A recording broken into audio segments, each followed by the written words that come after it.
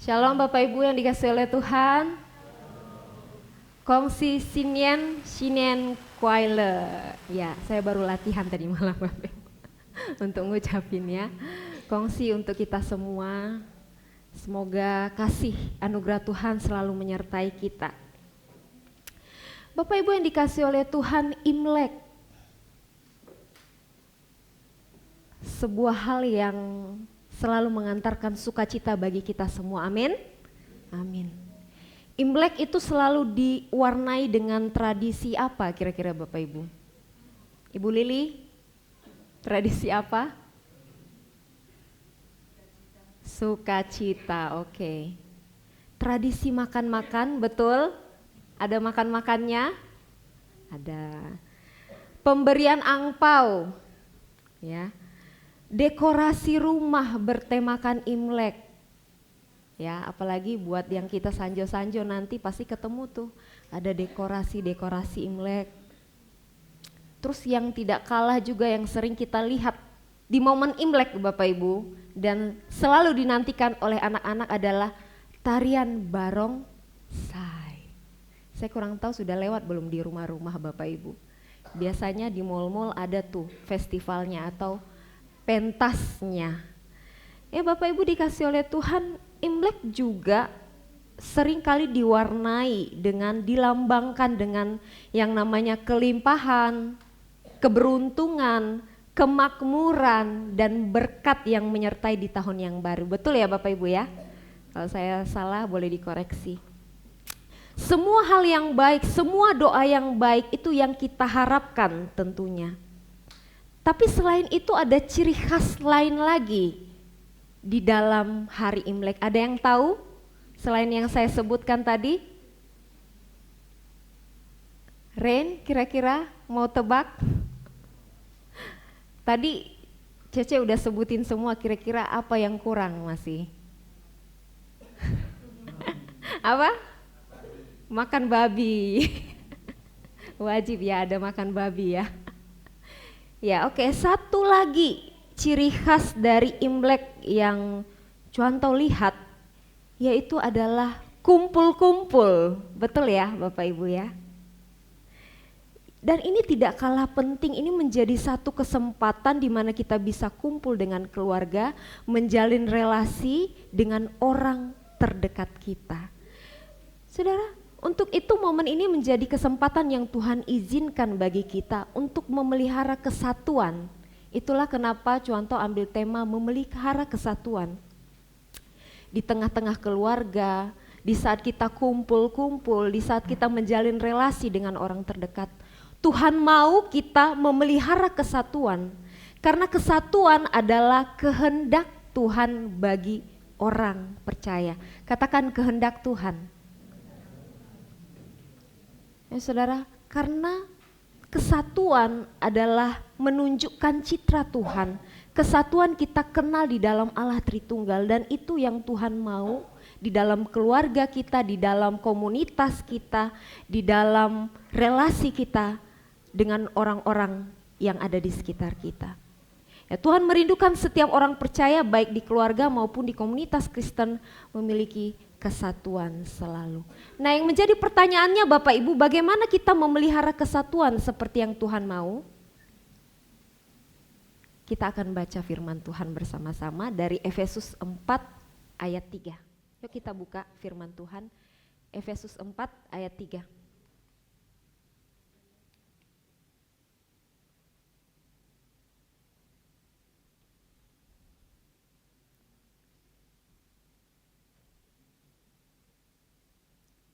Yang sudah mendapatkan katakan amin. Kita baca sama-sama ya. 1, 2, 3. Dan berusahalah memelihara kesatuan roh oleh ikatan damai sejahtera. Sekali lagi saya akan bacakan bagi kita semua. Dan berusahalah memelihara kesatuan roh oleh ikatan damai sejahtera. Bagaimana kita memelihara kesatuan yang Tuhan mau Bapak Ibu? Yang pertama adalah hidup rukun, katakan rukun. Saudara, di momen Imlek ada keluarga yang rela jauh-jauh pulang kampung rumahnya atau pulang ke rumahnya hanya untuk merayakan yang namanya Imlek. Bersyukur ada yang pulang ya. Shirley dari Jakarta ya. Ada lagi yang lain?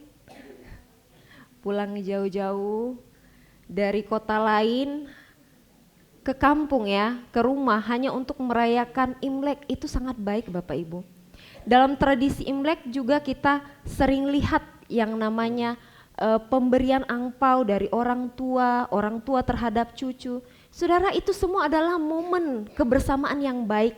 Tetapi yang saya mau tekankan di sini, kita jangan lakukan hanya sekedar untuk tradisi saja, kejar hebohnya saja, kejar meriahnya saja, tapi tangkap kesempatan, tangkap momen ini untuk kita semakin hidup rukun dengan keluarga, dengan sesama. Saudara, firman Tuhan yang kita baca tadi berkata, berusahalah pelihara kesatuan. Saudara, dalam terjemahan lain dikatakan rajinlah. Bahkan ada terjemahan lain lagi yang lebih lagi mendalam Bapak Ibu, dikatakan upayakan segala cara, bahkan lakukan yang terbaik bagaimana supaya kesatuan itu bisa terlaksana. Firman Tuhan ini mengandung kalimat aktif di mana Tuhan berkehendak untuk kita melakukannya secara aktif, yaitu hidup rukun. Saudara, hidup rukun tidak berarti hanya hidup bersama-sama, tetapi ada kesatuan hati dalam segala keadaan. Saudara, kesatuan itu bukan berarti kita hidup sama-sama di dalam keluarga.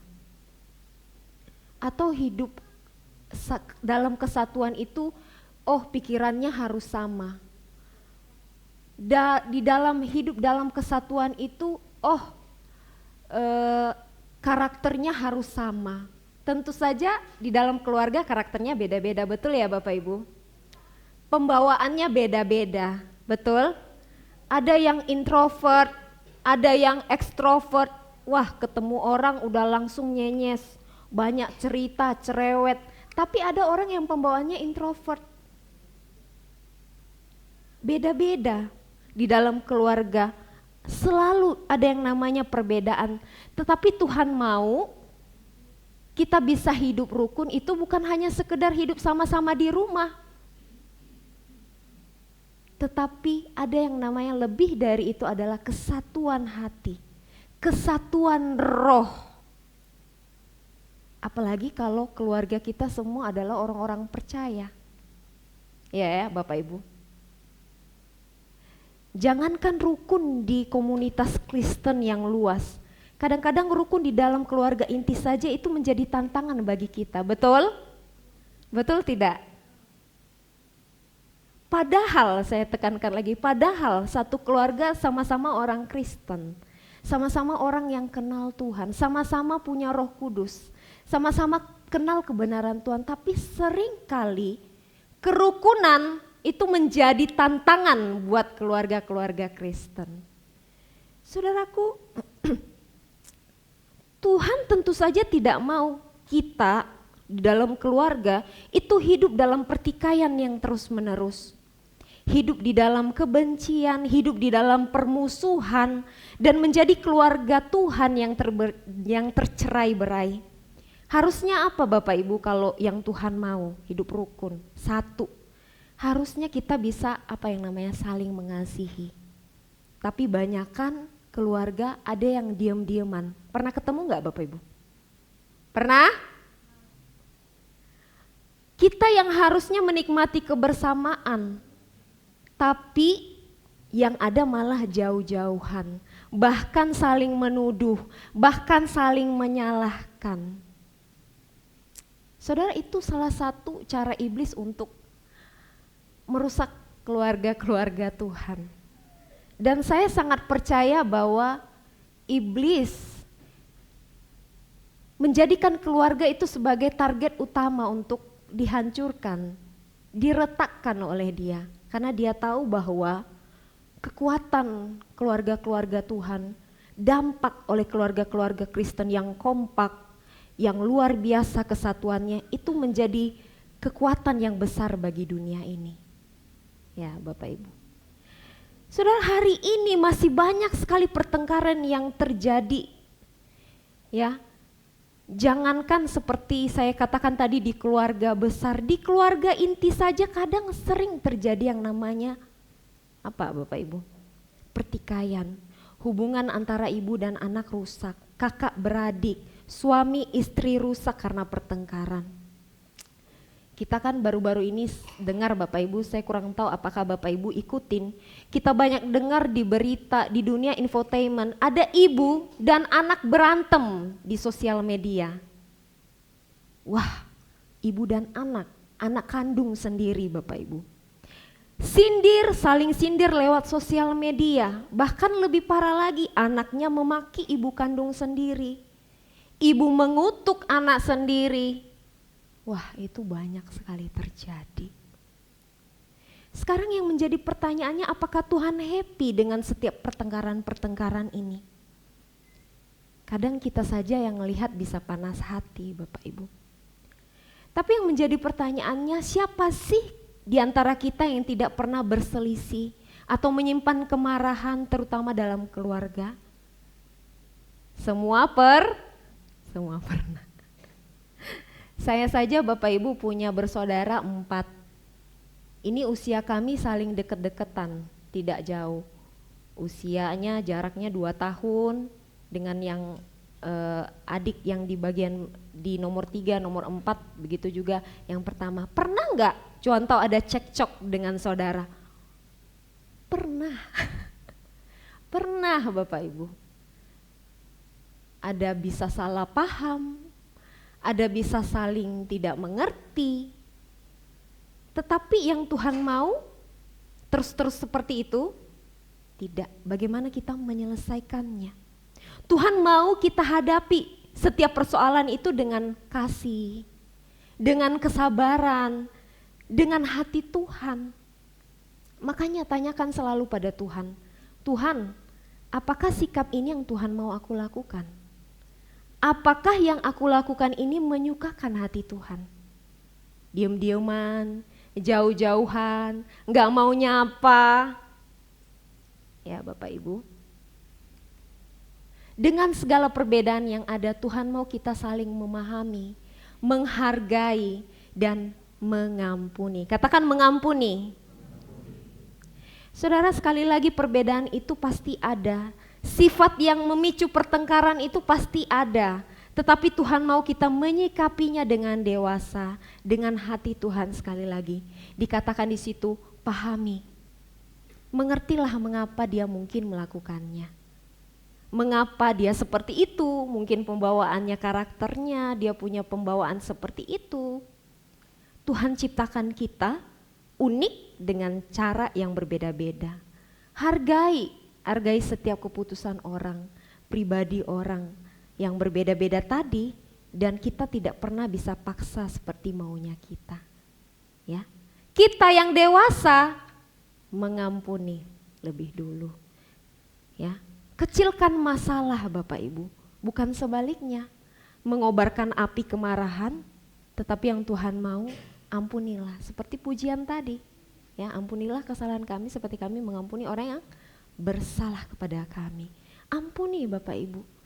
Ampuni ini bukan berarti kita membenarkan kesalahan orang loh. Betul ya? Bukan berarti oh dia mencuri aku ampuni, oh berarti benar yang dia lakukan, tidak. Tetapi kita sendiri membebaskan rasa dendam, rasa sakit hati, dan kita tahu bahwa ini hati Tuhan. Kita lebih dewasa, kita berhikmat, kita mau mengampuni Bapak Ibu.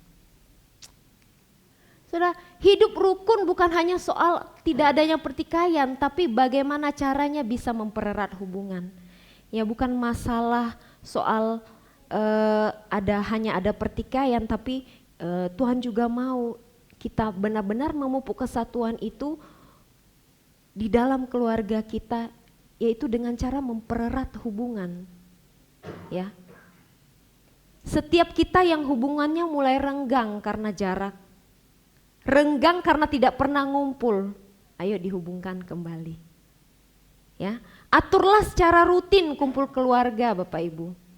Buatlah acara yang menyatukan termasuk ibadah dan doa keluarga bersama. Saya sendiri baru-baru ini sangat senang sekali ya Bapak Ibu. Dengan satu keluarga di jemaat kita yang apa-apa itu pasti ngumpul. Biar ada acara ulang tahun, biar ada acara apa, pasti satu keluarga besar ngumpul. Ada yang tahu? Nah benar, keluarganya Lo Sewen-wen. Rajin banget Bapak Ibu saya lihat ya. Ada acara apa kumpul di hotel, ada acara apa kumpul makan bersama. Keponakannya deket sama Iinya, kayak udah temenan aja. Kayak bukan Ii, tidak seperti tidak ada jarak, udah bestie begitu. Ya, sangat baik kalau seandainya kita menjalin itu, melakukan itu juga di dalam keluarga kita. Mempererat hubungan, hidup rukun dan satu. Itu yang pertama Bapak Ibu. Karena saya tahu hubungan itu bisa renggang. Sama seperti pisau Bapak Ibu. Pisau kalau tidak diasah apa yang terjadi? Tumpul. Saya di dapur, suami pasti selalu asah sekali seminggu. Karena cepat sekali tumpul. Saya kurang tahu ya ibu-ibu yang lain ya, apakah pisau saya pisau yang murah? Ya, atau harus pisau yang mahal baru tajam terus. Tapi setahu saya pisau apapun itu harus diasah. Sama dengan hubungan, sama dengan relasi suami istri, relasi di dalam keluarga, anak dengan orang tua, dengan saudara, kita harus terus asah, kita harus terus jalin itu, kita harus terus eratkan itu di dalam Tuhan. Itu yang pertama. Yang kedua adalah saling peduli, katakan peduli. Saudara, jadikan Imlek sebagai momen kita untuk saling peduli dengan sesama. Karena saya percaya bahwa tanpa kasih, tanpa kata saling, tadi ada saling memahami, saling menghargai, saling mengampuni, saling peduli, kesatuan itu tidak akan pernah terjadi, betul? Saling, ada kata saling di situ. Ada kasih di situ Bapak Ibu. Ya. Kalau Imlek jangan cuma pikirkan keuntungan diri, tetapi pedulikan orang lain dalam setiap kesempatan yang kita dapatkan. Dan ini menyatukan, ini sikap yang menyatukan, tidak mencerai-beraikan Bapak Ibu. Kadang-kadang di Imlek yang kita pikirin apa? Makanan yang banyak. Imlek kita pikirannya happy-nya aja, atau pikirannya cuma, aduh, hari ini anak aku berapa ya angpau yang dia peroleh ya? Udah nyampai target belum ya? Jangan cuma itu yang dipikirin Bapak Ibu ya. Atau aku tahun ini dapat banyak hampers, wah dari A kasih hampers, B kasih hampers. Aku sukacita sekali Imlek tahun ini. Boleh kita bersukacita untuk setiap berkat yang kita dapat. Tetapi jangan cuma itu Bapak Ibu ya. Tetapi pedulikan orang lain dalam setiap kesempatan yang kita dapatkan ya. Saudaraku, pedulian itu tidak harus selalu dengan hal yang besar, karena kepedulian kecil bisa sangat berarti bila dilakukan dengan ketulusan. Jangan boro-boro. Saudara kita tidak ada motor, kita belikan motor. Wah, saya harus saling peduli kata Cuantau. Besoknya saya kasih dia motor. Enggak begitu juga konsepnya Bapak Ibu. Tapi jangan-jangan kalau punya duit juga tidak apa-apa. Kepedulian kecil tidak harus selalu besar. Mulai dengan perhatian, tanyakan kabar. Kan biasa kalau sanjo-sanjo ketemu orang ya Bapak Ibu. Ada orang bertamu di rumah, kita ketemu orang di gereja. Tanyakan kabar. Su, I, sehat dak? C, sehat dak? Cak mano kerjaan? Susah dak Bapak Ibu tanya seperti itu? Tidak susah. Beri telinga untuk mendengar sharing atau curhatan hati. Saya sendiri punya pengalaman sampai hari ini ya Bapak Ibu. Kepedulian yang justru sangat berbekas yang orang lakukan kepada saya itu bukan kepedulian yang besar loh. Bahkan saya mungkin tidak ingat kepedulian yang besar. Tapi justru kepedulian yang kecil. Itu yang justru berbekas dalam diri saya. Saya kasih contoh Bapak Ibu. Saya pernah di suatu waktu saya melakukan satu hal pelayanan, tapi hari itu saya kurang tidur. Tahu ya, kurang tidur gimana ya Bapak Ibu? Puyeng, enggak fokus. Terus yang kedua saya sangat tegang sekali. Tapi tiba-tiba ada satu orang yang saya tidak sangka-sangka, yang saya tidak duga-duga datang. Bilang ke saya begini, semangat ya Cuantau. Cuma bilang semangat loh. Itu yang tadinya saya tegang, yang tadinya saya namanya Bapak Ibu tidak fokus, akhirnya saya dikuatkan ketika dikasih semangat. Walaupun saya tahu bahwa ngomong semangat tidak harus selalu di setiap tempat ya Bapak Ibu. Selalu di waktu apapun tidak, tetapi di waktu-waktu yang tepat. Yang kedua hal yang berbekas bagi Cuantau, ini bukan hal besar juga. Apa itu Bapak Ibu? Cuantau ini bahasa kasihnya, salah satu bahasa kasihnya adalah sentuhan. Walaupun tidak semua orang yang Cuantau harap bersentuhan itu menguatkan ya, tidak. Tapi hanya orang-orang yang terdekat yang saya kenal, yang saya tahu seperti apa orang itu. Di suatu hari Bapak Ibu, saya ketika ulang tahun, ada satu orang yang datang. Saya tahu keimannya seperti apa, saya tahu kerohaniannya seperti apa. Dia tidak banyak bicara Bapak Ibu, dia cuma datang peluk saya. Ini bukan laki-laki ya. Ya, ini perempuan peluk saya, terus dia bilang, "Selamat ulang tahun, Cuantau." Dan itu walaupun kecil, dia melakukannya dengan tulus, itu justru sangat berbekas buat saya. Itu 2 kejadian loh yang saya ingat. Jadi apa yang saya simpulkan di sini Bapak Ibu? Saling kepedulian itu tidak harus hal besar. Bisa dengan perhatian-perhatian kecil yang kita berikan kepada sesama kita. Dan itu menyatukan, amin? Menyatukan anak-anak Tuhan. Terus yang kedua Bapak Ibu, apa yang bisa kita lakukan adalah merangkul orang-orang yang terasing. Biasanya di dalam keluarga besar, waktu Imlek kita pasti ketemu orang-orang yang susah berbaur, betul? Ada orang-orang yang susah berbaur. Ajaklah, temanilah mereka, rangkul mereka Bapak Ibu. Terus apa yang bisa kita lakukan di dalam kepedulian untuk bisa saling menyatukan di dalam keluarga maupun di komunitas yang Tuhan mau? Bicaralah dari hati ke hati. Ini sering kali kita lupa, ya. Kita sibuk merayakan Imlek, sibuk meriahnya, sibuk makan-makan, tapi kita lupa bicara hati ke hati. Padahal ini penting, saudara. Apalagi kalau keluarga itu sudah lama terpisah, ada yang jauh dari sana, luar kota, baru balik. Perlu yang namanya bicara dari hati ke hati. Jangan sampai sibuk masing-masing, sampai lupa yang namanya bicara, sharing dari hati ke hati. Itu sangat penting. Ini adalah pengalaman saya ketika saya pulang beberapa waktu ke Nias Bapak Ibu.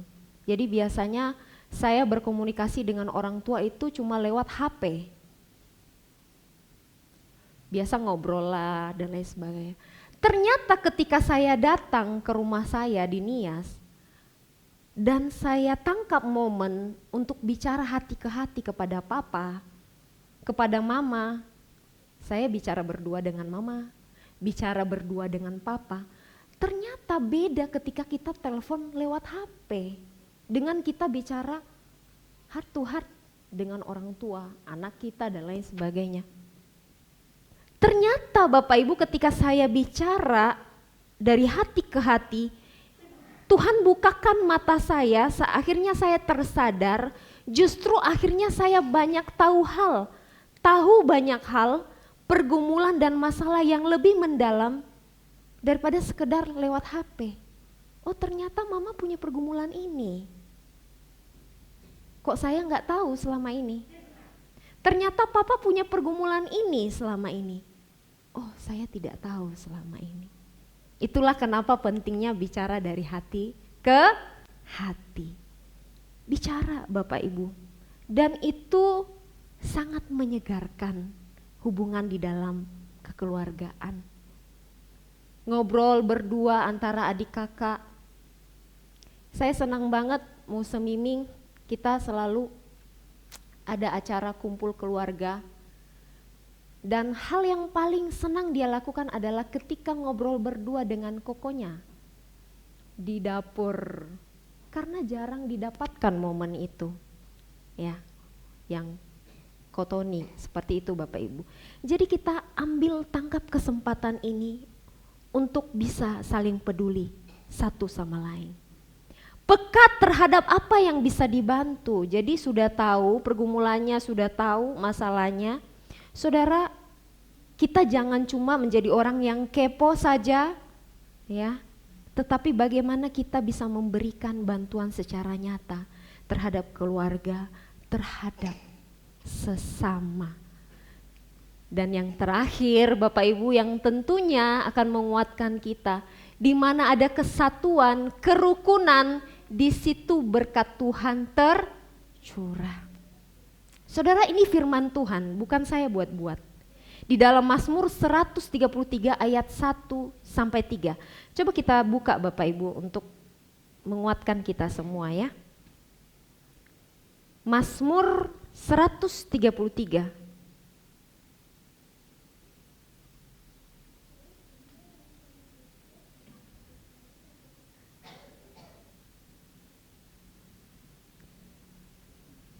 Ya, kita baca ayat 1 sampai 3 ya. Karena ini sangat bagus sekali maknanya Bapak Ibu. Mazmur 133 ayat 1 sampai 3.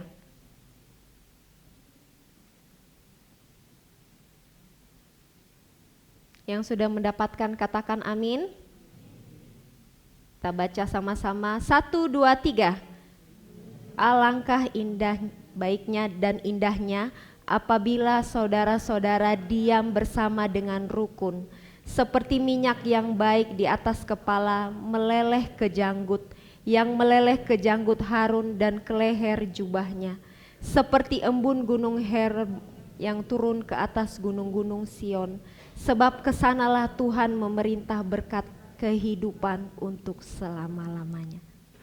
Apabila saudara-saudara diam bersama dengan rukun, saya ambil kalimat terakhirnya, sebab kesanalah Tuhan memerintah berkat kehidupan untuk selama-lamanya. Saudara, percayalah bahwa kerukunan, kesatuan yang kita usahakan itu selalu berbuah manis. Tuhan bilang dengan jelas bahwa berkat-berkat Tuhan tercurah di sana, di tempat-tempat orang-orang rukun, di mana di situ ada kesatuan yang Tuhan mau. Dan berkat Tuhan akan tercurah di sana. Sekali lagi, di mana ada kerukunan, di mana ada kesatuan, di situ berkat Tuhan timbul bagaikan sinar matahari pagi yang mereka.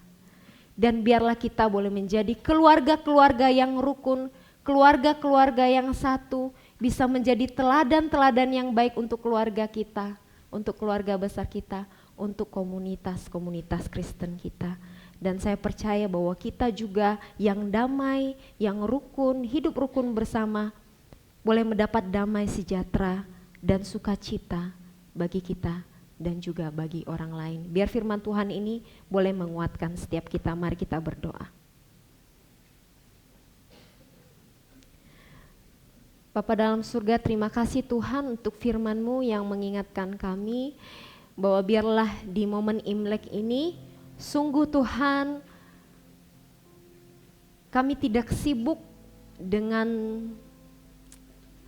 kemeriahan yang ada, tidak sibuk dengan diri kami sendiri, tetapi kami sungguh Tuhan memikirkan kerukunan di dalam keluarga kami, kesatuan di antara kami keluarga, kesatuan di antara kami orang-orang percaya. Dan biarlah Tuhan dengan perbuatan kami juga boleh menjadi berkat teladan bagi orang-orang, bahkan keluarga kami yang mungkin belum percaya kepada Tuhan. Tuhan pakai kami di momen Imlek ini supaya kami boleh menjadi berkat. Dan kami percaya bahwa berkat-Mu tercurah bagi setiap kami. Di dalam nama Tuhan Yesus kami sudah berdoa dan mengucap syukur. Amin.